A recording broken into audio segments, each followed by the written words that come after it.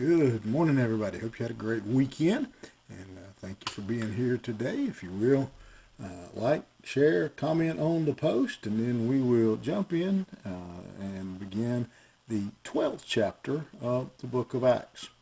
And have these words beginning in verse 1. It says, "About that time, Herod the king laid violent hands on some who belonged to the church. He killed James, the brother of John, with the sword. When he saw that it pleased the Jews, he proceeded to arrest Peter also. This was during the days of unleavened bread, and when he had seized him, he put him in prison, delivering him over to 4 squads of soldiers to guard him, intending after the Passover to bring him out to the people." Acts is a book of first. We have a lot of first things happening in the book of Acts. And in this chapter, in these verses, we now have the first real persecution of the church, the first political persecution of the church, a political attack against the church. There have been those who hated them, but we have a political attack here by a man by the name of Herod.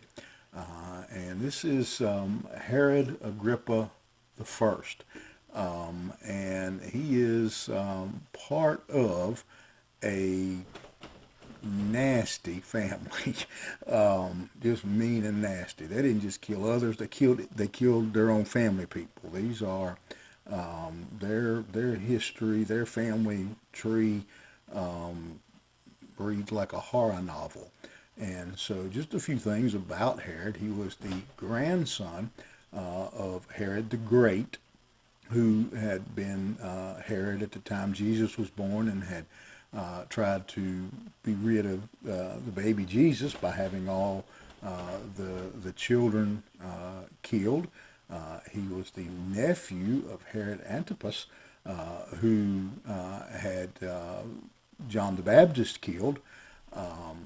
He was raised and educated in Rome, and he had a very short rule. He only ruled for a few years, from AD 41 to 44. And again, he tried his best to win over the Jewish population that he was governing by pretending to be a Jewish convert. He kept their feast and their festivals. He kept the Jewish law, and again just tried to win over the Jewish people, and that's what caused him ultimately to turn against the church. He turned against the church, and it tells us here in this passage that when he killed James, the brother of John, when it pleased the Jews, he arrested Peter as well. He attacked the church because he wanted to gain the favoritism of the Jews. And so again, he was just being a politician is what it amounts to, but he was still mean and nasty. Again, by this point, the Jews had already begun to turn against the believers, and had already caused a great stir. They didn't like what they were teaching. They didn't like the fact that they were reaching out to the Gentiles, who the Jews hated. And so they've already got a big hatred built up towards the church.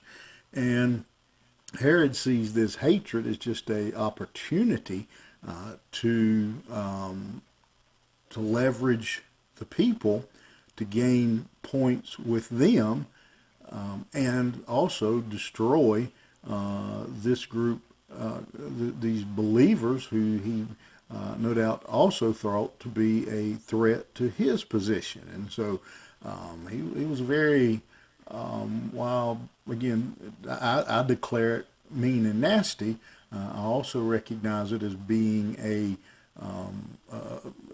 politically wise move. I don't mean to speak with a forked tongue, but I mean it is what it is. He was licking his finger and feeling which way the wind was blowing, and using that as much as possible to his advantage.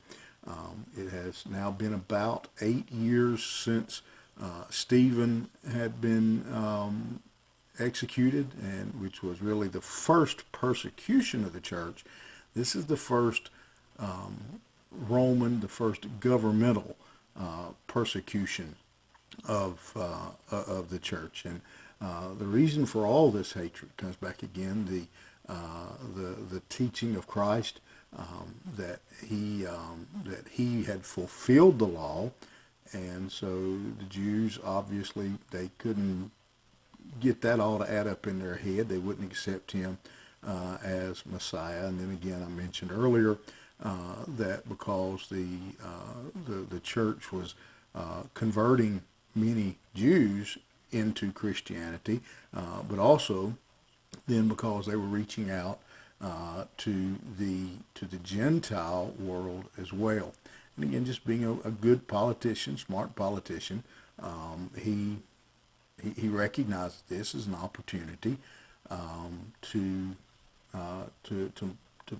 boost his own popularity, and so again he reaches out and begins to persecute the church. He kills James, the brother of John, who was one of the leaders of the church. Again, we don't have any real words about James other than that he was executed here. It's the only word we have, but obviously the fact that Herod would have him executed tells us that James was serving the Lord, and no doubt had made Herod extremely uncomfortable. Not only that, he began to then imprison others, Peter being one of them. And when, again, he saw that the Jews were happy that he had James killed, and that because that made them happy, he says, well, let's do something else. Let's throw Peter in jail. Let's see if we can make them even happier. And so this happens, it says, during the Passover season.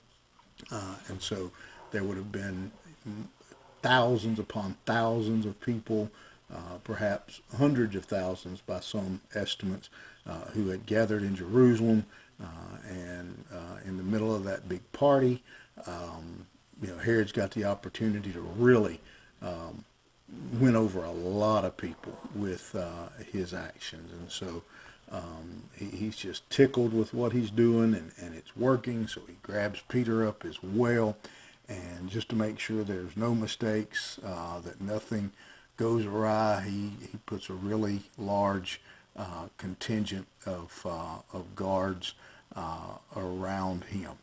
And so he begins, again, the political persecution with persecution. The word there is vexing, to torment, to harm, are some of the things that word means. And obviously we see that he does that through murder, through imprisonment, and again, he is just thrilled with his response, the people's response to his hideous, horrible actions. And so that's the opening of persecution.